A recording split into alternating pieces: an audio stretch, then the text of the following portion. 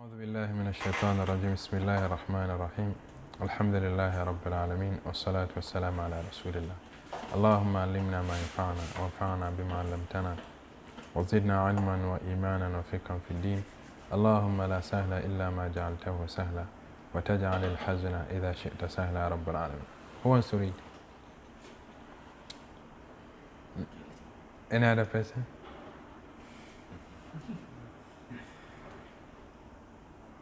Okay. Read. الحديث الثالث عن أبي عبد الرحمن عبد الله بن عمر بن الخطاب رضي الله عنهما قال: سمعت النبي صلى الله عليه وسلم يقول: بني الإسلام على خمس: شهادة أن لا إله إلا الله وأن محمدا رسول الله وإقام الصلاة وإيتاء الزكاة وحج البيت وصوم رمضان. رواه البخاري ومسلم.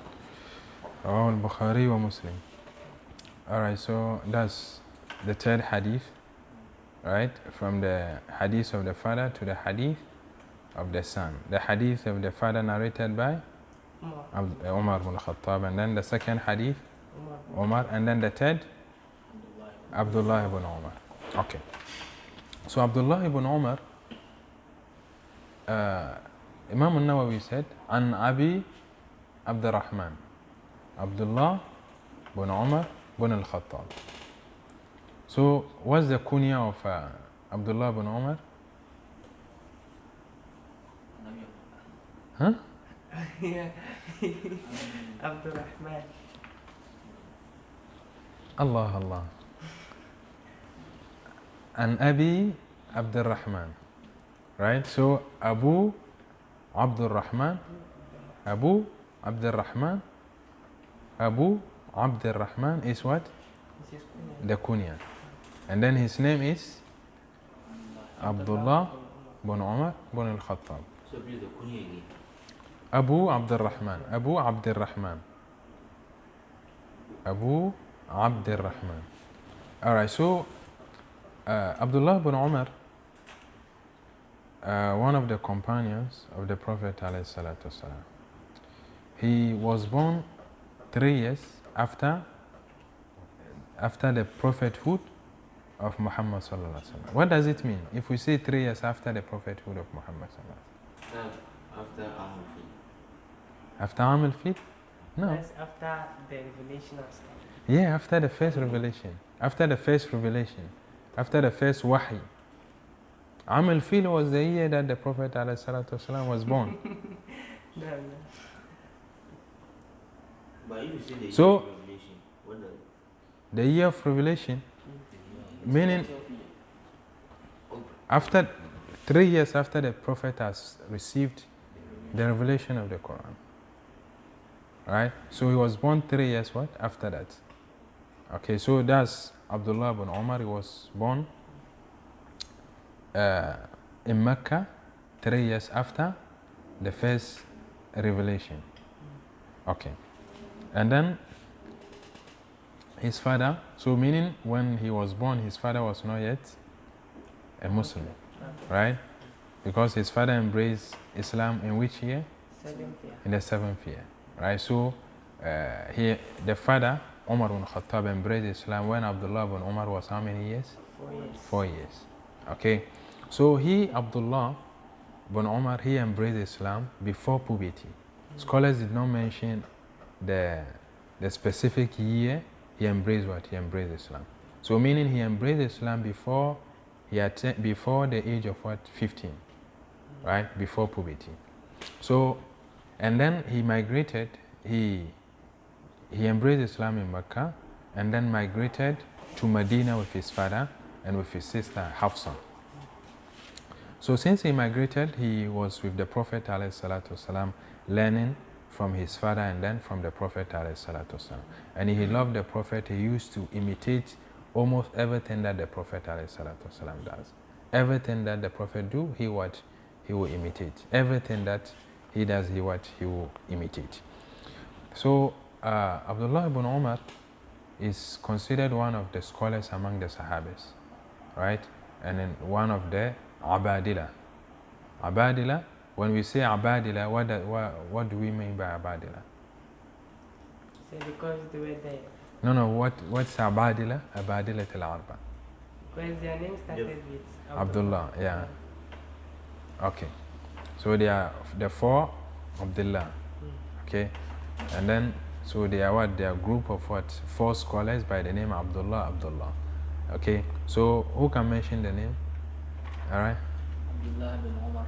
Abdullah bin Umar. When did he die? Abdullah bin Umar. He died In the year 73. Yeah. And then Abdullah bin Abbas. Abdullah bin Abbas. In which year did he die? He died in the year 68. Abdullah bin Abbas died in the year 68.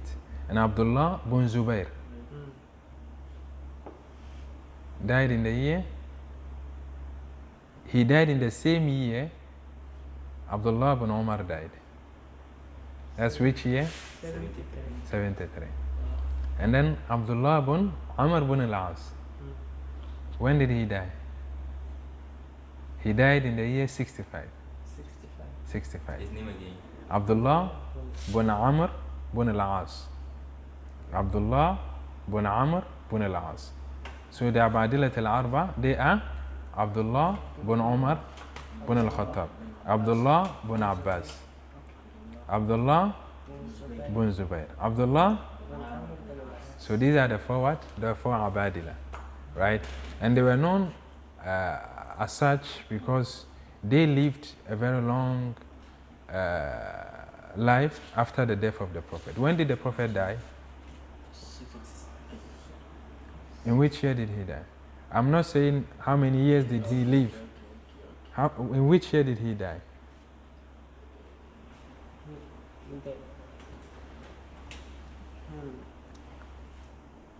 So in which year did Abu Bakr die? Abu Bakr died in the, 2 years after Prophet. 2 years. So, yes, 2 years. So in which year did he die? So the Prophet died before, he died 2 years after Abu Bakr died. No. Are you sure? So, you are saying that... Before Abu Bakr died. Now, in 572 years. No, in Hijri, yeah, we are quoting the Gregorian calendar. Hijri. Okay, let me see. 10 years after Hijrah. No, in the So in the now- 11th year. In the 11th. Yeah, he died in the 11th year. I thought when he migrated, he lived 10 years. Yeah, he lived 10 years, but looking at when you calculate the months he lived, it's exactly 10 years, but he in the 11th year, right? But looking at the month, it's exactly 10 years. You get it? Because he got to Medina in Rabiul Awwal. And then Rabiul Awwal is not the first month on the Islamic calendar. So he died in what? Rabiul Awwal in the 11th year. So when you look at it, how many years? 10 years. 10 years. Right? Okay, so he died in the 11th year. And then Abdullah bin Umar, when did we say he died? 73. In the year 73. So he lived how many years after the Prophet?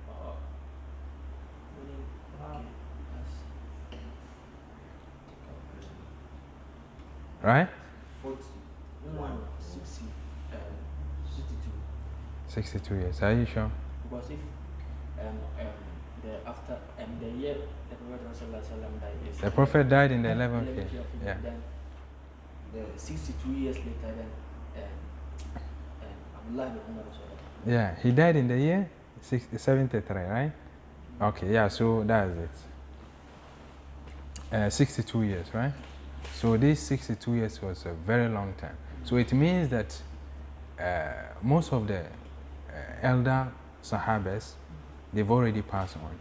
So they lived a very long time after the life of these Sahabas. So their knowledge were needed at that time, right? Their knowledge were needed, and then these four were one of the great scholars of their time.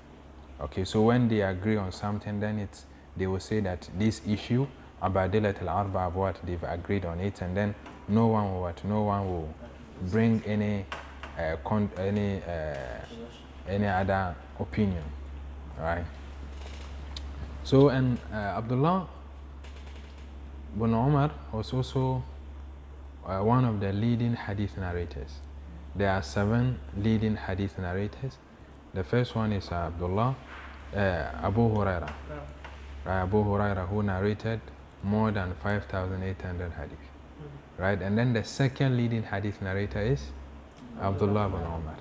Right, so Abdullah bin Umar narrated 2,600 and 2,200 and 68.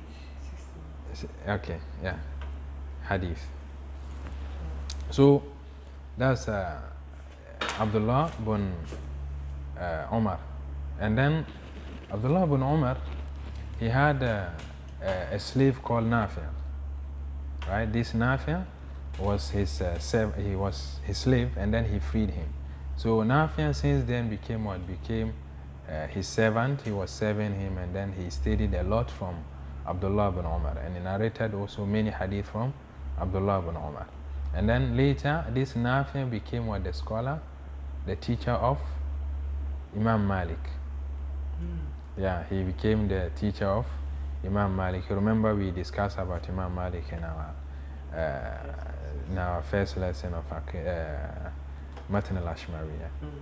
So Nafi' was one of the teachers of Imam Malik, and then a freed slave of Abdullah bin Umar.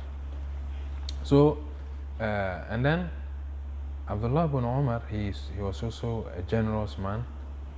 Whenever he's gifted something, he don't keep anything for himself. He will give all out in charity. Yeah. So those times they don't keep anything for themselves. Whenever they are gifted something, they also gift it out. They also give it out. Right? So they are rich, but they don't have anything. Right? It's not like they are poor. They are rich, but they don't keep money.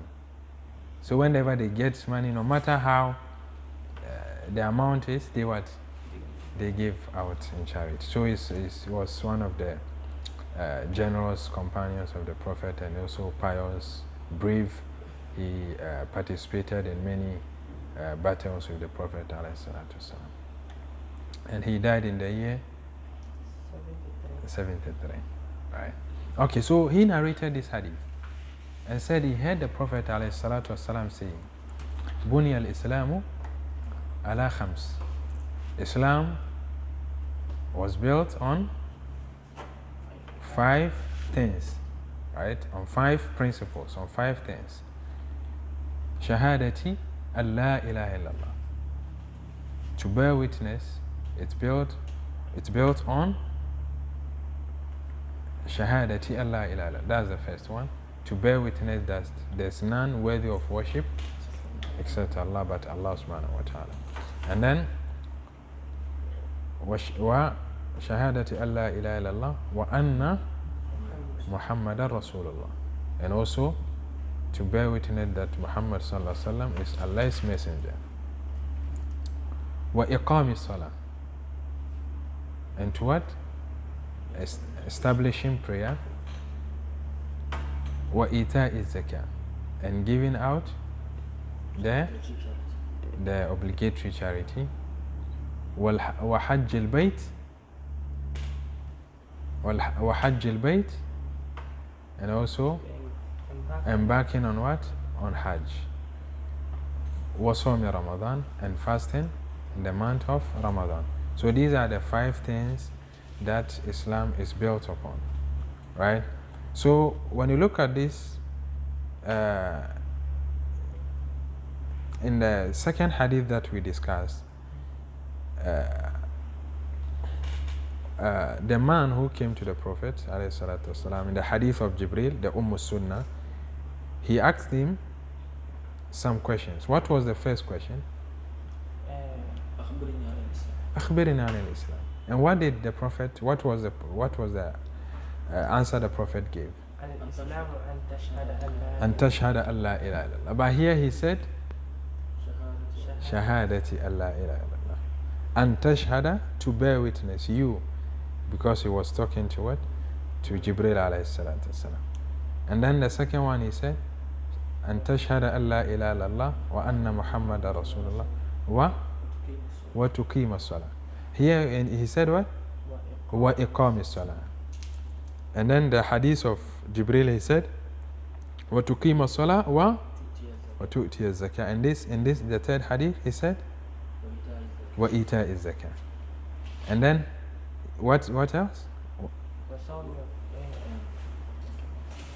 The hadith of وتصوم رمضان وتصوم رمضان. So in the third hadith وحج البيت. So is there any difference? Have you noticed any difference? What is the difference? The ta? Okay, you added ta. Okay. The fourth pillar in the distance. In The fifth pillar interchange. in the second hadith. Yeah. Is the fifth pillar in Yeah. the third. So the order, there's what? There's difference in what? In the order. Right? So in the hadith, in the hadith of Jibril, he said, وإيتاء الزكاة وصوم رمضان وحج البيت. أن تصوم رمضان وتحج البيت. Right? And then in the third hadith, he said, وحج البيت وصوم رمضان. So when Ibn Umar was narrating this hadith, one of his companions said to him, when he said وحج البيت وصوم رمضان, then he thought that Abdullah ibn Umar forgot or he mixed it up, and he said وصوم رمضان وحج البيت. And then Ibn Umar said وحج البيت وصوم رمضان. وحج البيت. He's one of his students, one of Abdullah ibn Umar's students. So he said, so he knew what he was saying. It wasn't a mistake. Okay, so now when you look at this, we've already discussed أن تشهد أن لا إله إلا الله وأن محمد رسول الله. And we said that شهادة أن لا إله إلا الله is to bear witness that there's none worthy of worship but Allah subhanahu wa ta'ala. So here it means something. It means a lot. Now, when you say that there's none worthy of worship but Allah, it means that you don't worship any other thing, any other person, except you don't worship any other thing except Allah subhanahu wa ta'ala. Right? You worship Allah alone. He is the one worthy of what? Worthy of worship.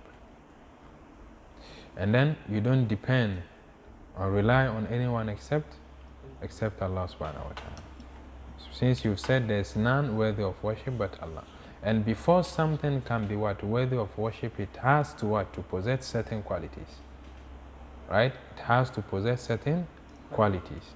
So this being or this thing that is worthy of worship has to be a necessary being, not a contingent. A necessary being in the sense that everything depends on it. Everything depends on it. So the life of other creation depends on what? On this thing that is what? Worthy of worship. That's Allah subhanahu wa ta'ala. Right?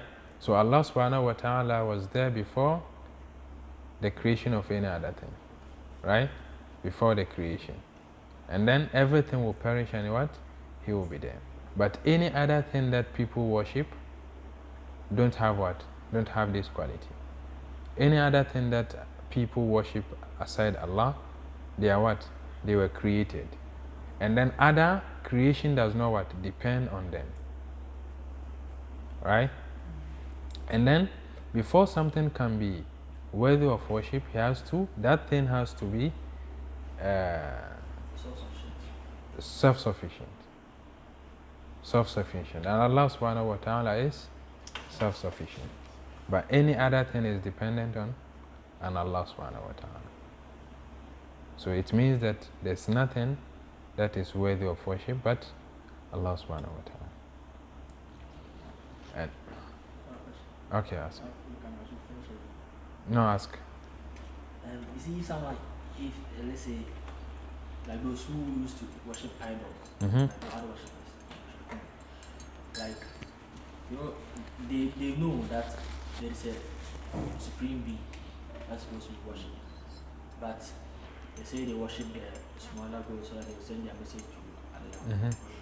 So like, but yeah. So, but like they know. So, is it bearing the witness that there's no, because someone you can know that you can say, okay, yes, I know that there's someone who is supposed to worship. Like any other thing, you don't have to worship another thing. Only him is supposed to worship another. But he knows what he's doing is wrong, but he knows the right thing. So this person, now he knows, but his actions are wrong, right? So does that qualify him to, let's say, Shahadat Allah ilaha illallah? No. I mean, just knowing, like when you look at Abu Talib, who is Abu Talib? The uncle of the Prophet, right? Abu Talib, he knew that the Prophet ﷺ was indeed sent by Allah, and also knew that Islam is what is the true religion. And he also knows and has the conviction that none is worthy of worship but Allah. But what happened? What happened? He did not accept Islam. He remained on what? On either worshipping the religion of what? His forefathers. So knowing is not enough. Knowing is what? Not enough. So when you know, you have to act according to what you know, especially with what? With the Shahadat Allah. Right? But when it comes to Salah and Siyam and Zakah is different. But with the Shahada, that's the foundation. When it's wrong, everything is what? Is wrong. So you have to what? You have to believe, you have to testify that there's none worthy of worship but Allah. Right? And then you don't worship any other thing except Allah. And you don't ascribe any qualities that belongs to Allah to what? To any other thing. When a person does that, a Muslim does that, the person becomes what? Becomes a kafir. You understand? So you believe in what? In the oneness of Allah, in His unique existence. You believe in His qualities that we mentioned in the previous lesson, and then you worship Him alone. Right? Because He is the only one who deserves to be worshipped.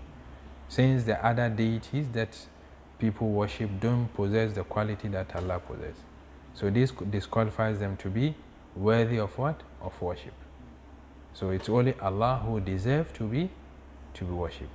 And then we also what? Believe in Muhammad sallallahu alaihi wasallam as the seal of what? Prophethood. So Muhammad sallallahu alaihi wasallam is the messenger of Allah and the seal of what? Prophethood. So here we believe as such, the Prophet alayhi salatu wasallam was sent, Muhammad sallallahu alaihi wasallam was sent by Allah to convey the message of Islam. And then he is what? The seal of what? Prophethood. Meaning there is no prophet who what? Will be sent after Prophet Muhammad sallallahu alaihi wasallam. Right? So if a person believes that a prophet will be sent after Prophet Muhammad sallallahu alaihi wasallam, he did not believe in, he did not bear witness that Muhammad sallallahu alaihi wasallam is the messenger of Allah subhanahu wa ta'ala. So, with regards to that, was it a revelation to the Prophet with the coming of the Mahdi after him? Mahdi? Yeah, the Prophet alayhi salatu wasallam informed us that the Mahdi will come. So it was a revelation to him? Yeah, so yeah, this is not in the Quran, but he said it, so it's a hadith, and then the Prophet alayhi salatu wasallam don't speak from his own self, especially something like this. So he received revelation and then he see what he uses his own words. So this is the difference between the Quran and then the Sunnah. The Quran, both the wording and the meaning is from Allah subhanahu wa ta'ala. So if a verse is revealed, the verse from the Quran is revealed to the Prophet don't change anything, right? He recite it and convey it as it was revealed, right? But a hadith such as the one we are reading, it was what? Revealed to him. But he will use his own his own expression and his own words to convey. So this is the difference between hadith and then the verses of the Quran. So, whether it means So it was a revelation. So whether it means that the Mahdi won't be a prophet, but he'll be a leader. An Islamic leader. Of course, Mahdi is not it's not a prophet. It's not a prophet. He will come as a Muslim and then also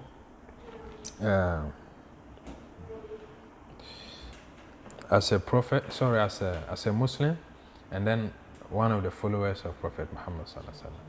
And then, as you also know, Isa alayhi salatu wasalam will come, and then his coming is one of the major signs of what?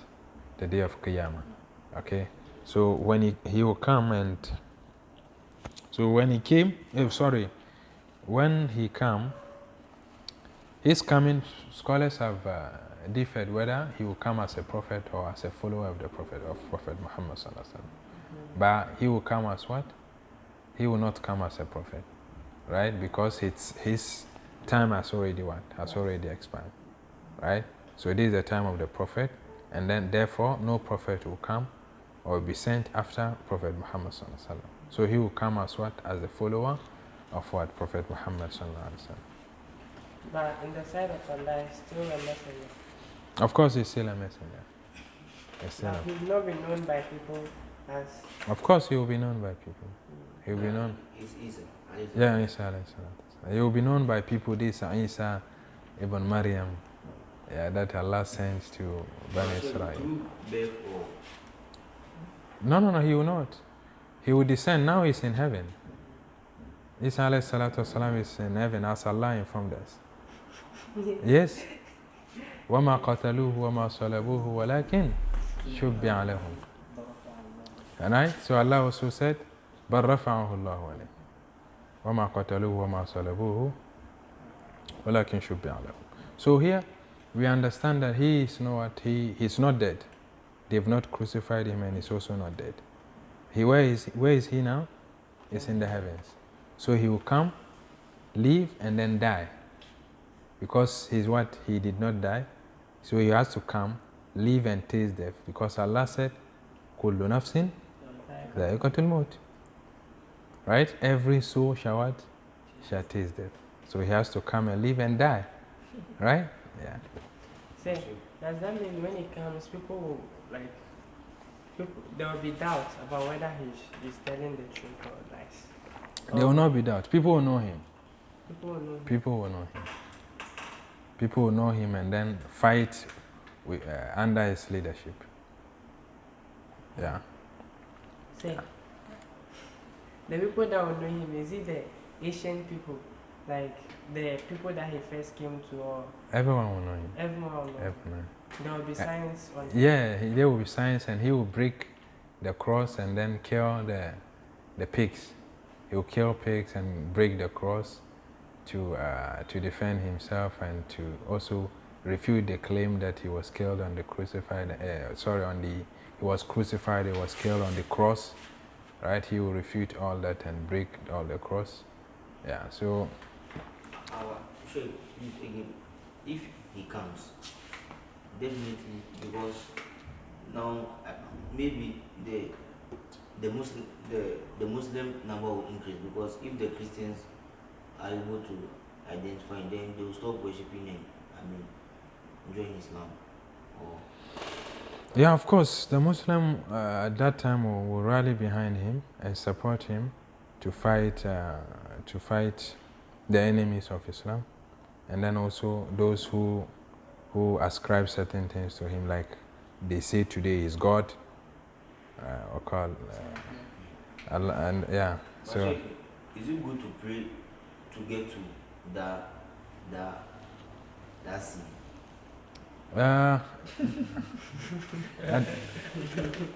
You don't know when it's coming, right? You don't know when it's coming, and the most important thing is to pray that you die as a good Muslim, and then you get Jannah. That's the most important thing. So whether you are there, you live to see that time or not, it doesn't change anything, right? But again, according to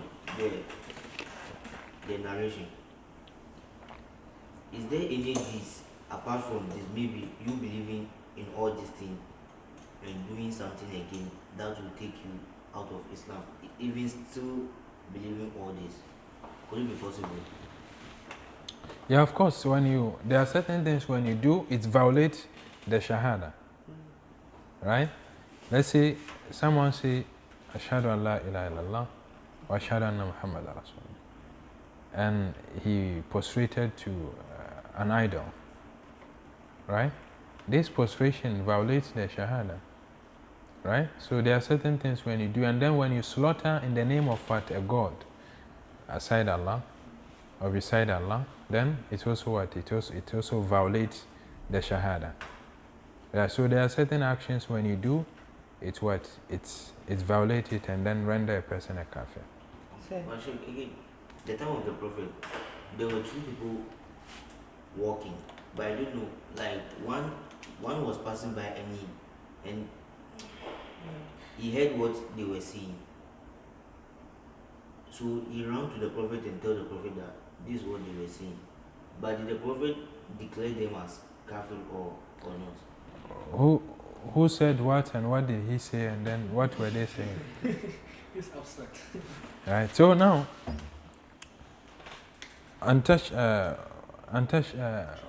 شهادة أن لا إله إلا الله وأن محمدا رسول الله وإقام الصلاة, and then what? To establish prayer, right? And then if you remember very well, in the last hadith we discussed a lot about salah, right? The importance of salah and then what iqam salah means, right? So with that we don't have to repeat. But what we did not discuss in that is that we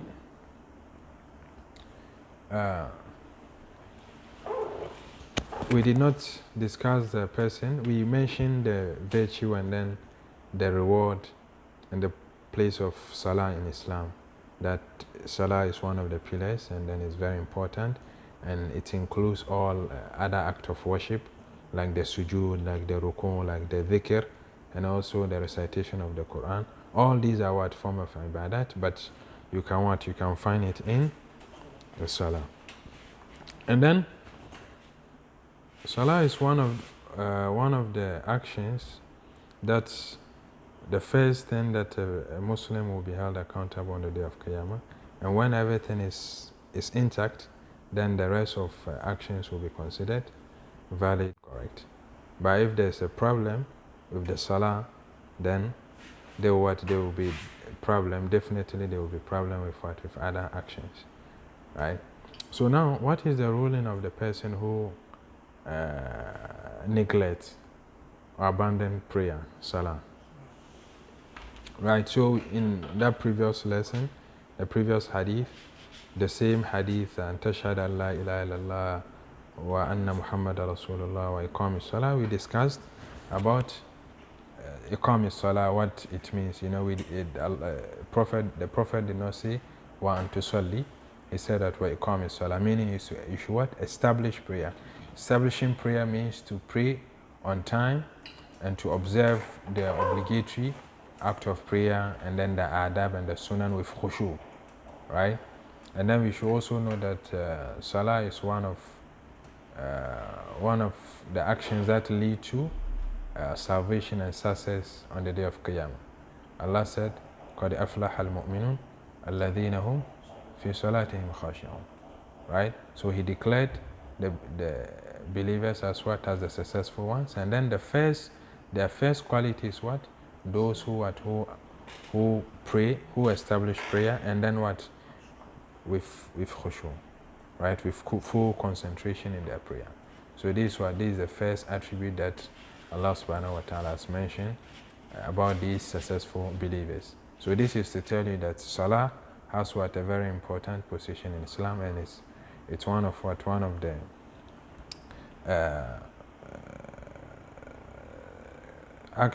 commandment that the Prophet and Allah subhanahu wa ta'ala have commanded the Muslim in various, in numerous verses and then hadith. So now let's look at the issue of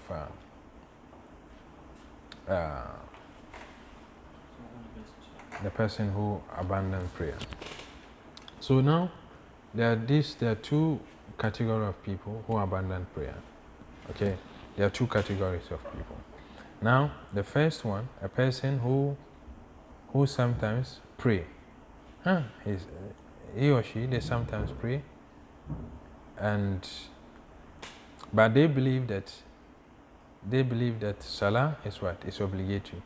But they don't pray sometimes on time, sometimes they don't pray at all, but they do pray sometimes. And also believe that salah is what? Is obligatory. And then the second category is that they refute the obligation of salah completely. They don't see and they don't also believe that salah is what? Is obligatory. Right? They refute the obligation of salah completely. Yeah, so the second category are those who refute the obligation of salah. They don't see salah to be what? To be wajib. Right? So the first category, they are sinful. Right? They are still believers, they are still Muslim. They are not kuffar. But the second category are what? Yeah, they are not Muslim. Why? Because they refute the obligation of salah. That's the verses of the Quran and then the hadith and then the ijma of scholars. It's established that salah is what? Is obligatory. So when anyone refutes the obligation of salah, then the person is what? The person is kafir. You get it? Yeah. So, was there a narration of the Prophet that during the time of the Prophet, someone came to him and told him that he can't pray everything. Like he can't pray all the salat, all the 5 salats. And the Prophet told him to stick to what he can.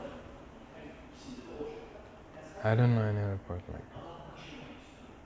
I don't know any. Alright. Okay. Huh? Question. Okay. It was at the first pillar.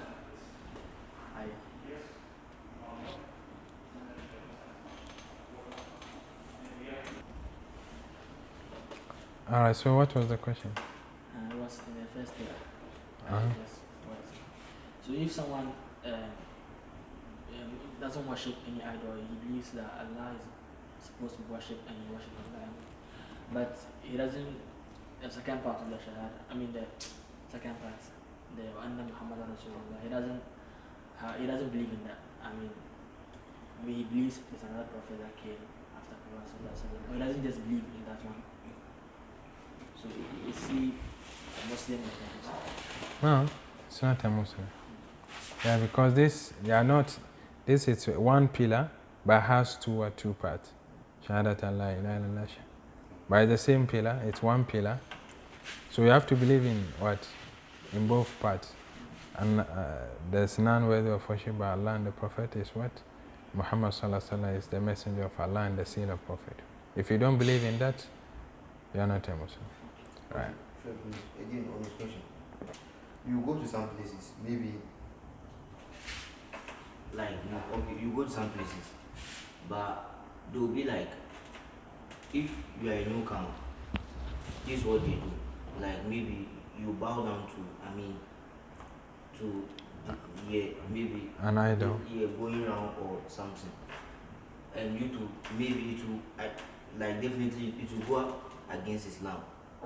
So, and they tell you that if maybe you don't practice it, maybe they'll kill you, or maybe you go back to where you're coming from. So when you go where? You go somewhere? Yeah, somewhere. Somewhere like where? Like maybe going, from that place to your destination, or maybe going there to check up something.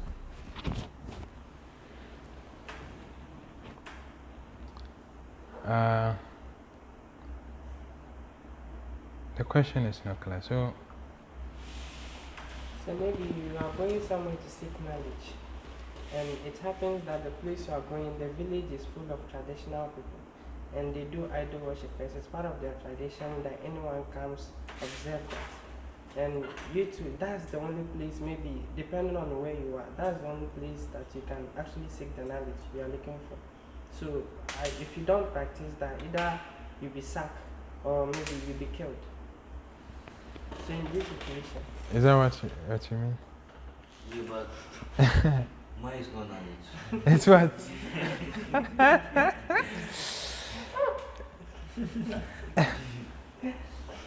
Okay. So, like, now you have to commit shirk to be able to learn, right?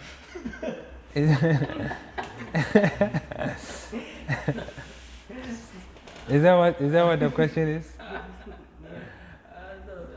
Of course. So you don't expect to be you don't expect Allah to put barakah in what you have to disobey Him to end. Say maybe because you are forced to do it, since everything depends on the intention. All you have to do is to No. maybe Brother, you can't bow down to an idol and say that your intention is clean and therefore you are not committing shirk. No. Right? So let's say that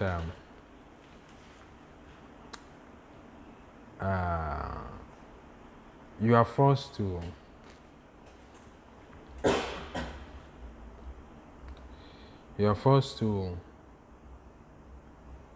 eat a pig, right?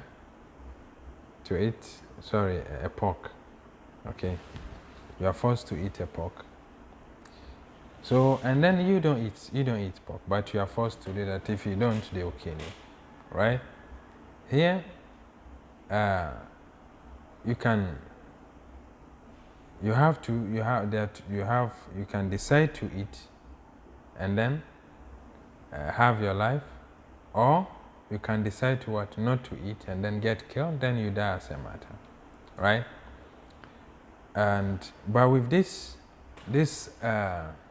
idol worshipping, if you are forced to worship an idol,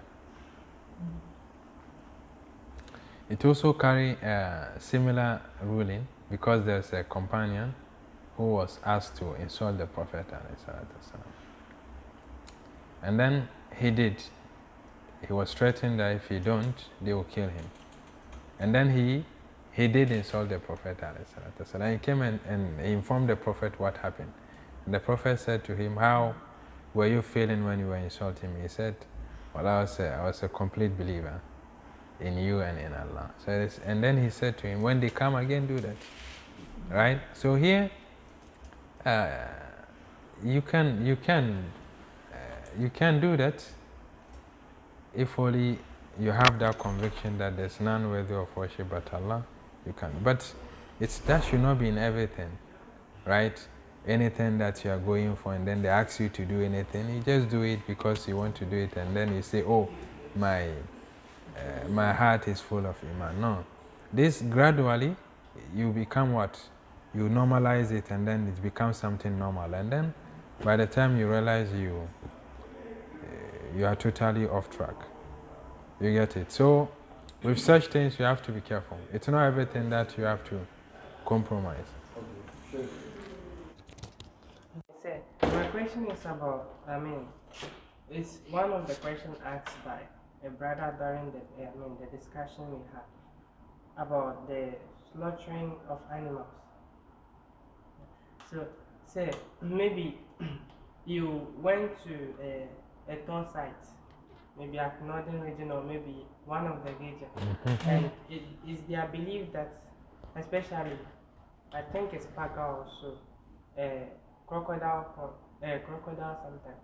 So you go there, unless they kill an animal for the blood to come before that, like it's the belief that they have, unless they kill the animal for the blood to pour it before the crocodile comes out. So you're a Muslim and What is the meaning?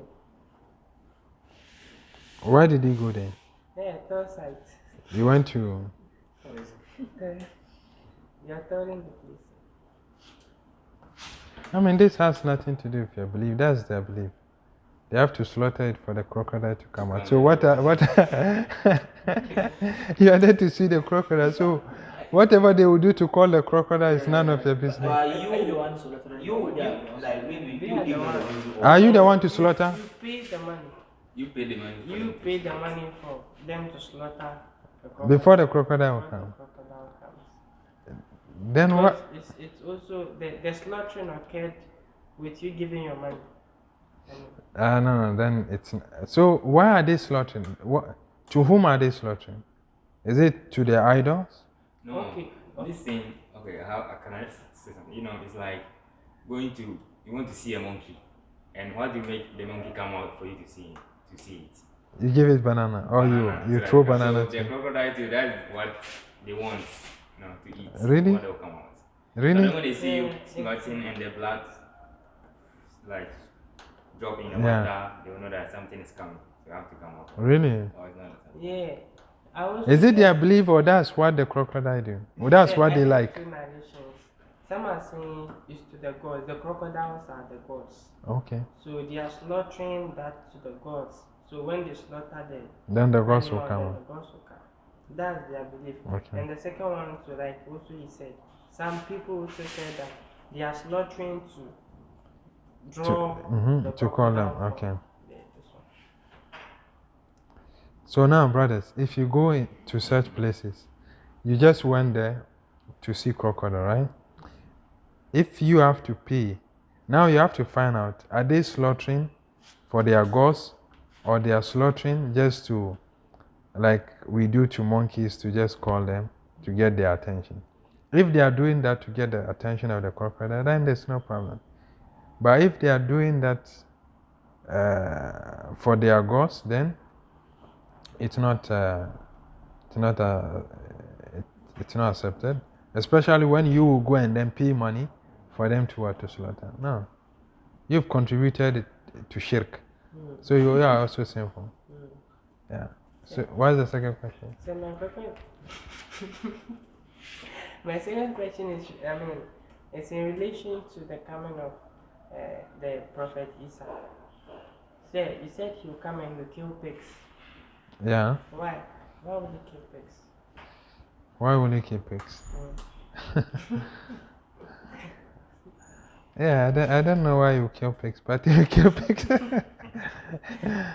don't know. So it's what the Prophet ﷺ informed. So he will do it. Okay. So the last question is about sinful Muslims. So you said if maybe you are forced to do something, and even if you deny and you'll be killed at the end of the day, and you'll be called or you die as a martyr. Even if you're a sinful Muslim, you die as a martyr. Yeah, even if you're a Muslim. So at that time, what you are called to do or you are forced to do you like it? Is it something that you do on your own or something you don't? Right? So at that moment, your intention will determine. You understand? Some are being forced to do certain things, but they like to do it. And then they are forced to do it too. So at that time you should have to hate what you are forced to do. You understand? You have to hate it because no one will ask you to do something. In such situations, you will never be asked to do something good. Yeah. But sure, again, sometimes they say not everyone will go to Jannah through Salah. True Salah? Yeah, but like maybe on the day of Qiyamah, Sadaqah, Hajj, maybe. Yeah. People, meaning Muslim will enter Jannah through different doors. There are doors of Salah, there are doors.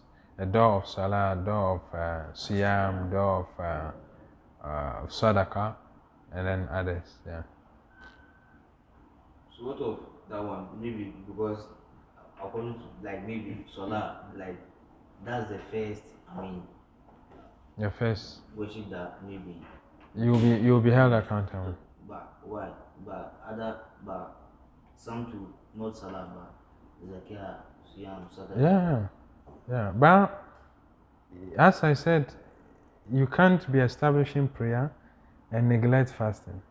You can't be establishing prayer and then neglect zakah. You understand? When the salah is intact, everything will be intact. Everything will be intact. Because the salah will push you to do what? To do the rest. But if the salah is not there, you will not even think of zakah and then hajj, and you see it to be a waste of time. So if it's intact, some people they find it easy to pray, and some find it easy to fast. Some find it easy to go for hajj. Some find it easy to give charity. So everybody with what he likes. You understand? So that will determine the door that you'll be called through. Yeah. About going to is it depend on the number of times you actually perform that particular, maybe the siyam like this? Of course, if you perform it once, you are not one of the performers of fasting. Or maybe when you pray once. Hajj? Hajj is obligatory once in a lifetime. But when you perform it every year, you get your sins being wiped out. Wipe away. Maybe you did it very piously, like you were very pious and you did it once. Is it possible Allah will also make you one of those, maybe once, part of, entering through the door of Hajj? Well, Allah's favor is very. Alright. And again, on the zakah, just like most of the times, especially salah, siyam, like we are common. So like out of maybe ignorance, maybe the amount, but you to you forgot that there's something like maybe annual, like you know. You don't know.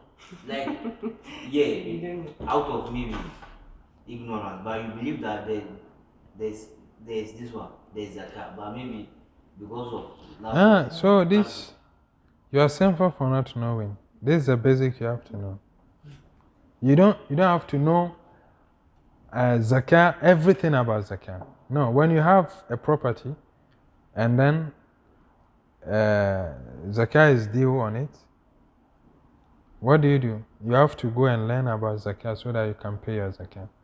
But if you have that property and zakah is due, you have to give zakah and you still don't know zakah, you are sinful. You understand? The only person who knowing everything about zakah is obligatory upon the person is a scholar. But aside that, it's not obligatory on everyone. But except those who are qualified to give zakah, then they have to know about zakah. Who are going on hajj, they have to know the rituals of hajj and all that. Yeah. But salah, siyam, tahara, it's obligatory. Everyone needs to know it because we all fast, we all pray, we have to do tahara. That's all right. Okay, let's proceed. Assalamu alaikum.